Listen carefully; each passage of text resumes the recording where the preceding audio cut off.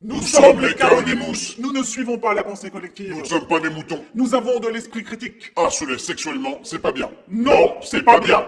Surtout quand on est un homme de pouvoir. C'est pas bien, oui, mais quand même. Quand même, il faut avoir un peu d'empathie. Souvent, la quête du pouvoir est le résultat d'une enfance malheureuse. Ou d'un physique ingrat. Ou d'un micro-pénis. Ou les trois à la fois. Oh là là, c'est terrible. C'est injuste, mais C'est statistique. L'homme de pouvoir masque souvent son handicap. Compense ses failles Derrière un travail acharné. au prix d'un tas de sacrifices. D'un tas de compromis. Jusqu'à ce qu'il accède au pouvoir. Mais une fois au pouvoir, Aïe aïe aïe. il stresse. Donc il a besoin de se détendre. Se décrisper. Mais comment? Il faut trouver une solution. L'alcool? Pas bien. La drogue? Pas bien. La violence? Pas bien. Le meurtre? Pas le droit. Le footing? C'est chiant. La bougie parfumée? Ça peut. Le sexe?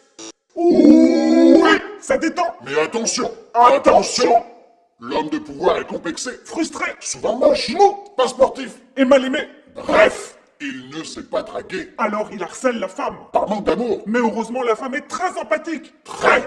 Elle est touchée par la fragilité de l'homme de pouvoir. Alors elle l'aide à surmonter ses complexes. Pour lui donner confiance, elle se fait belle. Met des beaux habits. Des belles chaussures. Se coiffe, se maquille, se fait même parfois gonfler la poitrine. Oui, car l'homme de pouvoir n'aime pas la femme platée en jogging. Personne d'ailleurs. Non. Bref, alors la femme s'investit. Travail acharné. Mais acte désintéressé. Sacrifice. Compromis. Son seul but à la femme empathique. C'est d'apaiser l'homme de pouvoir. C'est fatigant. Très fatigant. Ouh, oui. Devant autant de gentillesse, Et d'abnégation. l'homme de pouvoir perd le nord, le sud. L'Est, l'Ouest, il perd tout, quoi. Bref, il est désorienté. Toutes ces femmes empathiques à ses genoux. Tout ce succès, Il pense qu'il est bon. irrésistible. Alors qu'en vrai, il est toujours aussi moche. Et surtout, il y a un mot que plus personne n'ose lui dire, le mot Non. Et quand la femme empathique lui crie Non, il n'y croit plus. Ouh non, c'est pour ça qu'il est important de dire Oui.